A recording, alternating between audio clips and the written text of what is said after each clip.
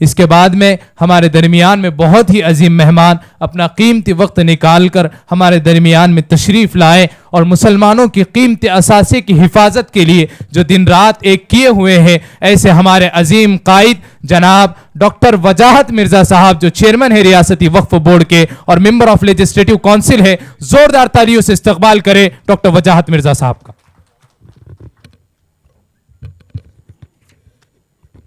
अस्सलाम वालेकुम। आज के इस जलसे के सदर मौलाना सैयद सलमान साहब और जिन्होंने बहुत ही अच्छी तरह से अपनी बात रखी, ख़त्म होते होते मैं पहुंचा, ऐसे स्वामी विश्वनाथ साहब, मोहतरम जनाब परवीन भट्ट जी, मेरे दोस्त निज़ामुद्दीन रायन जी, मौलाना यूसुफ नदवी साहब, नायब अंसारी साहब, अंजार भाई, आरिफ साहब और सभी यहाँ पे बैठे हुए मेरे दोस्तों, बुज़ुर्गों और साथियों, मैं सबसे पहले तो ऑल इंडिया उलमा बोर्ड का बहुत बहुत शुक्रिया अदा करता हूँ कि जिस नशिस्त की ज़रूरत थी उस नशिस्त का आपने जो एहतमाम किया, मैं समझता हूँ ये आपका कदम काबिल तारीफ़ है और इंशाअल्लाह इसको देख के और भी लोग ऐसा सामने आएंगे और जो माहौल बनाया जा रहा है उसमें कम करने की कोशिश करेंगे। आपको बहुत बहुत मुबारकबाद पेश करता हूँ। बिल्कुल सही कहा, बड़े गौर से मैं सुन रहा था और बड़ा अच्छा अंजार भाई ने कहा कि हाँ सिर्फ पॉजिटिव बात होनी चाहिए। बिल्कुल मैं आपसे इत्तेफाक रखता हूँ। किसी पे उंगली उठाना क्यों, हमको आगे क्या करना है, आज हम लोग सब मिलके मशवरा करने बैठे हैं। आप सल्लल्लाहु अलैहि वसल्लम ने फरमाया था कि अपने मसले मशवरे से हल करो, मशवरे में बरकत है। तो उसी तरह का मशवरा करने के लिए हम बैठे हैं। तो मशवरे में वो बातें नहीं होनी चाहिए। किसी शायर ने कहा, स्वामी साहब, फूल मुरझा गए तो क्या गम है, खिलने वाली कली की बातें करो, ये अंधेरे का तस्करा कब तक, दोस्तों रोशनी की बातें करो। तो इंशाअल्लाह यहाँ जो भी होगा हम वही बात करेंगे। हम एक ऐसे अजीम मुल्क में हैं, 135 करोड़ जिसकी आबादी है, लेकिन अनेकता में एकता अगर कहीं है तो वो हिंदुस्तान में है। हिंदुस्तान का पिक्चर कैसा होना चाहिए हमारे मुल्क का, मैं समझता हूँ उसकी एक झलक इस स्टेज पे दिख रही है। एक तरफ मौलाना साहब सलमान साहब है और उनके बाजू में स्वामी साहब बैठे हैं। यही दर्शाता है कि हिंदुस्तान में कितनी अनेकता में एकता है। मैं समझता हूँ उसकी आज मिसाल यहाँ पर है। दोस्तों, इतना बड़ा मुल्क है कि अगर इस मुल्क में 200 किलोमीटर आप आगे चले जाए तो खाने का सलीका, खाने के डिशेस बदल जाते हैं। 500 किलोमीटर से ज़्यादा चले जाए तो ज़ुबान बदल जाती है, लैंग्वेज बदल जाती है। 700 से 800 किलोमीटर चले जाए तो पहनावा बदल जाता है और 1000-1200 से किलोमीटर चले जाए तो चेहरे बदल जाते हैं। चेहरे मतलब नॉर्थ में फेयर कलर होता है और साउथ में थोड़ा कम कलर होता है, लेकिन एक चीज़ सबके में कॉमन है, वो हिंदुस्तान का दिल में जो जज्बा है वो हर हिंदुस्तानी में है। ये मैं समझता हूँ आज वक्त की ज़रूरत है। बहुत से बातें कही गई, बहुत से अलग अलग इशू पे यहाँ पे हमको बात करनी है। बिल्कुल सही है। आज अगर आप हालात देखें तो बहुत संभलने के हालात है। आज हमको हमारा संविधान जो डॉक्टर बाबा साहेब अम्बेडकर ने लिखा था और उन्होंने जब संविधान दिया था, सब वोट ऑफ थैंक दिया था, तो उन्होंने कहा था 26 नवंबर 1949 को जब संविधान को उन्होंने वोट ऑफ थैंक्स के लिए आए और कहा, तो उन्होंने एक बात कही थी कि हमारे देश को आज़ादी तो पॉलिटिकल मिल गई, बोले राजकीय आज़ादी मिल गई, लेकिन सामाजिक आज़ादी जब मिलेंगे, बोले जब धर्म की नफ़रत की दीवार जब हट जाएंगी, जब असली आज़ादी मिलेंगी। तो आज कभी कभी ऐसा लगता है, आज हमको किसी के ऊपर तंज नहीं करना है, लेकिन कभी कभी ऐसा लगता है क्या डॉक्टर बाबा साहब अम्बेडकर साहब ने उस वक्त जो बताया था वो चीज़ें अभी सामने आ रही है। तो वो सोचने का मौका है। अभी हमारे ऐसा संविधान मैं नहीं समझता कि दुनिया में कहीं बना है जो संविधान हमारा बना है। हर इंसान को आप देख लीजिए, चाहे वो करोड़पति, अब्जपति, बड़ा इंडस्ट्रियलिस्ट क्यों ना हो, उसको भी एक वोट का अधिकार है, और जो गरीब से गरीब रिक्शा क्यों नहीं चलाता उसको भी एक वोट का अधिकार है। तो ऐसा संविधान बहुत कम मुल्क में है, लेकिन अल्लाह का करम है कि हमारे मुल्क में है वो और अच्छी तरह से चल रहा है। लेकिन कभी कभी ऐसा लगता है कि इसमें कुछ लोग इसको ख़राब करना चाह रहे हैं, लेकिन मैं आपको भरोसा दिलाता हूँ कि इन लोग और आप जैसे लोगों ने जब अपने कंधे पे जिम्मेदारी ले ली है तो इंशाअल्लाह मुझे नहीं लगता कि वो लोग अपने इरादों में कभी कामयाब होंगे। हम सब मिलके इसको आगे बढ़ाने का काम करेंगे। दोस्तों, एक हमारे निज़ामुद्दीन भाई ने बड़ी अच्छी मिसाल थी। एक मिसाल मुझे भी याद आई। स्वामी साहब, मौलाना साहब, एक बार ज्योग्राफी का टीचर बच्चों को हिंदुस्तान का नक्शा पढ़ा रहा था।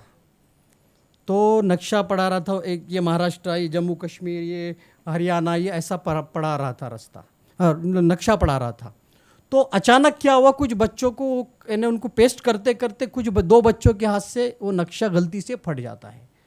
वो जोड़ने की कोशिश करते लेकिन जुड़ ही नहीं पाता। कैसे जोड़ा जाए, और फिर बच्चे रोने लगते, दोनों भी, दो बच्चों का ग्रुप रहता।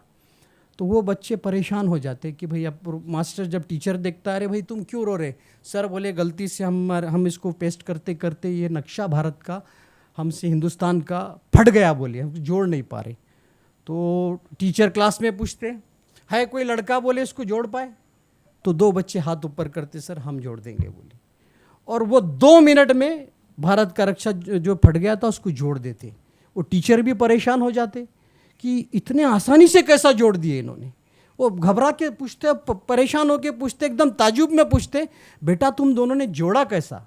सर बोले ये नक्शा तो भारत का सामने से है, इसके पीछे 5 तस्वीरें हैं बोले, हिंदू की, मुसलमान की, सिख की, ईसाई की और बौद्ध की। ये तस्वीरों को पीछे से मैंने जोड़ा तो भारत का नक्शा खुद ब खुद जुड़ गया, बोले ऐसा उन्होंने कहा। तो कहने का मकसद ये है कि भारत का नक्शा जो है वो पूरा एक वो डाइवर्सिटी ऑफ इंडिया, अनेकता में एकता। यहाँ पे यानी हम अलग अलग लोग इतने अच्छे से रहते हैं और कुछ लोग उसको ख़राब करने की कोशिश कर रहे हैं। आप अगर देखें, अभी फूल की मिसाल दी गई, खुदा ने कुदरत से जब फूल भी बनाए तो एक कलर के नहीं बनाए। स्वामी साहब, कोई हरा है, सफ़ेद है, गुलाबी है, लाल है, हर तरह का फूल बना। जब कुदरत ने रंगों में भरोसा नहीं किया तो हम क्यों करते हैं? और आजकल आप देखें तो ऐसी ऐसी चीज़ें सामने आती है कि आजकल झंडे पे, छोटे छोटे बात पे से झंडे पे झगड़े हो जाते हैं। हरा झंडा, पीला झंडा, लाल झंडा, भगवा झंडा, इसके ऊपर हम झगड़ते हैं। इसके ऊपर स्वामी साहब और एक शेर याद आया। किसी शायर ने कहा कि ये देख के पतंगे भी हैरान हैं, ये देख के पतंगे भी हैरान हैं, क्या छते भी हिंदू और मुसलमान हैं। ऐसी बात, ऐसी नौबत आ गई है। लेकिन मुझे बड़ी खुशी है कि हम सब लोगों को मिलके इसको आगे बढ़ के राष्ट्रीय एक, हमारा बुनियादी राष्ट्रीय एकात्मता है, सालों से रह रहे हैं, कई सालों से। इतिहास को भी कभी कभी इस तरह से पेश किया जाता कि लोगों में नफरत फैले। लेकिन अगर इतिहास जिसने अच्छे से पढ़ा है वो जानता है कि इतिहास में कभी भी ऐसा जातिवाद या कम्युनल कभी नहीं हुआ। मैं आपको बताना चाहता हूँ, ऐसी कुछ दिन पहले एक महात्मा ज्योतिबा फुले पे मैं किताब पढ़ रहा था तो एक बहुत ही अच्छी चीज़ सामने आई। महात्मा ज्योतिबा फुले साहब को जब उनके वालिद साहब स्कूल में डालने जा रहे थे तो उनके कुछ लोग, अरे भाई बच्चों को क्यों पढ़ा रहे? बोले बच्चों को मत पढ़ाइए, बोले ऐसा बच्चा काम करेगा, ये करेगा। लेकिन एक क्रिश्चियन पादरी साहब ने उनको स्कूल में, क्रिश्चियन मिशनरी के स्कूल में एडमिशन दिलाया और उन्होंने बहुत अच्छी पढ़ाई की। और बाद में जाके जब वो एजुकेशन फील्ड में काम करे तो उनको मदद करने वाले गफ्फार बेग थे, जिन्होंने आगे चल के उनका स्कूल को काफ़ी बढ़ावा मिला।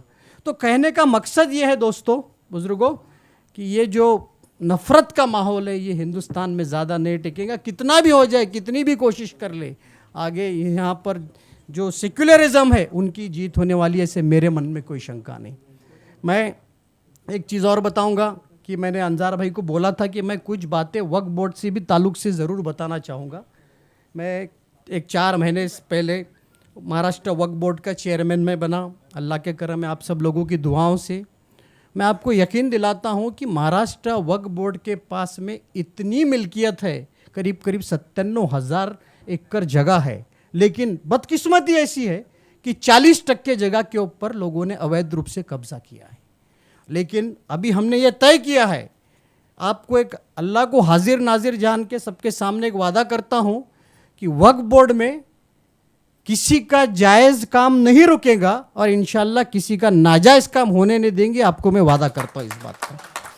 और ये जब हमने इलीगल पोजीशन की बात करी तो प्रेशर बहुत आने लगा, लेकिन हम प्रेशर को डरे नहीं। 16 एफआईआर हमने पिछले 4 महीने में मौलाना साहब 16 एफआईआर किए, जिसमें एडिशनल कलेक्टर, डिप्टी कलेक्टर, तहसीलदार, तलाटी लेवल के अधिकारियों को भी काम ने छोड़ा नहीं है। तो और इंशाल्लाह आने वाले दिनों में वक्फ बोर्ड का ये सिलसिला जारी रहेगा। मसला ऐसा था कि 230 लोगों की वैकेंसी थी और सिर्फ 23 लोग काम करते थे, 10% लोग। लेकिन अल्लाह का करम है, महाराष्ट्र हुकूमत ने हमको 170 लोगों की भरने की परवानगी दे दी है। उसके हिसाब से भी जल्द से जल्द वो परवानगी लेके हम काम को स्पीड अप करेंगे। होता यह है कि महाराष्ट्र वक्फ बोर्ड का ऑफिस औरंगाबाद में था और बॉम्बे से औरंगाबाद जाना या नागपुर से औरंगाबाद आना, यानी हज़ारों किलोमीटर का सफ़र, नागपुर से गोंदिया से आना। तो अब इसमें भी हम नई सिस्टम लाने जा रहे हैं कि अभी आपको वहाँ जाने की इंशाल्लाह ज़रूरत नहीं पड़ेगी। आने वाले 3 महीनों में हम लोग ऑनलाइन सबमिशन का एक पोर्टल तैयार कर रहे हैं। मस्जिद का रजिस्ट्रेशन करना है तो आप चाहे चेंज रिपोर्ट हो, रजिस्ट्रेशन हो या कोई भी बात हो, हम ऑनलाइन करने की कोशिश करेंगे इंशाअल्लाह ताला। और बहुत से मसले मसाइल है, कुछ बातें हैं आपको बताना। ऐसा है मौलाना साहब, कहाँ से काम शुरू करना है ये आपको एक मिसाल देना चाहता हूँ। सारे यहाँ बहुत ही दानिश्वर सब हजरात बैठे हैं। ऐसा हुआ कि एक उसके ट्रस्ट का नाम नहीं लूँगा क्योंकि मैटर कोर्ट में, इसलिए नाम लेना मुनासिब नहीं है। एक ट्रस्ट था जिसकी ज़मीन गई 7-7.5 करोड़ रुपए उनको NHAI की तरफ से कॉम्पेंसेशन मिला। और उनके गलती से उन्होंने क्या किया, वो ट्रस्टीज़ जो थे उन्होंने बोगस बोर्ड की NOC बना ली और फंड अपने अकाउंट में ट्रांसफ़र कर दिया। हालांकि उस प्रॉपर्टी मस्जिद की थी, उन्होंने अपने पर्सनल अकाउंट में ट्रांसफ़र कर दिया। जब हमने उसकी इंक्वायरी की, हमारे सामने मामला आया, फिर FIR हुआ, फिर जिन्होंने भी जिम्मेदार थे उनको अरेस्ट किया गया। फिर सामने एक चीज़ ऐसी आई कि उनको NOC बोगस बना के एक वकील ने दिया, वकील का नाम भी नहीं लूँगा मैं, और वकील ने दिया। फिर वो वकील का पूरा चौकसी हुई, उनका PCR हुआ तो उन्होंने कबूल किया, उनकी सारी चौकसी हुई तो ये सामने आया कि वो वकील साहब जो पिछले 12 साल से वक्फ बोर्ड के पैनल पे थे, उनकी लॉ की डिग्री भी बोगस थी। तो यहाँ से काम शुरू करना है। लेकिन मैं आपको भरोसा दिलाता हूँ, बहुत मसले हैं, लेकिन हमारी नीयत साफ़ है। आपसे भी सबसे गुजारिश करता हूँ कि आप भी दुआ कीजिए कि हम इंशाल्लाह इसको ईमानदारी से करेंगे। और एक बात बताना चाहता हूँ मैं कि वक्फ बोर्ड का काम अगर से सियासी एतबार से करे तो कुछ नहीं कर पाएंगे, लेकिन शरीयत के एतबार से करे तो इंशाल्लाह बहुत कुछ कर पाएंगे, ये आपको मैं यकीन दिलाता हूँ। बिल्कुल वक्त की कमी है, इन हजरात के सामने बोलना सूरज को दिया दिखाने जैसा है, लेकिन अंजार भाई और उनके तमाम टीम ने बड़ा वो किया, इसलिए मैं अपनी बात रख पाया। मैं आपको वादा करता हूँ इंशाल्लाह वक्फ बोर्ड के काम में बहुत ट्रांसपेरेंसी आपको दिखेंगी। मैं ज़्यादा वक्त नहीं लूँगा, और भी लोगों को, मौलाना साहब को हमको सुनना है। बस ऐसे चीज़ें आगे भी चलती रहेंगी, ये उम्मीद करता हूँ। और जब भी आप आवाज़ देंगे इंशाल्लाह ये अमन शांति का पैगाम देने का एक मजलिस है, यहाँ पे सब जमा हुए, तो इंशाल्लाह आगे भी चलता रहेंगी। बस एक शेर के साथ अपनी बात ख़त्म करूँगा। ये नफ़रत बुरी है ना पालो इसे, ये नफ़रत बुरी है ना पालो इसे, दिल में जो खलीश है निकालो इसे, ना तेरा ना मेरा ना इसका ना उसका, ये वतन सबका है संभालो इसको। बस इतना ही कहता हूँ और अपनी बात ख़त्म करता हूँ। और आपसे गुजारिश करता हूँ कि आप दुआ कीजिए कि अल्लाह इस जो महफिल को जिस मकसद से सजाया गया है, अल्लाह इसको कबूल फरमाए और इसके नतीजे आए। जय हिंद, जय महाराष्ट्र। दीन का कारवां रवा दवा, उलमा का साथ दो, आओ सब के सब यहाँ।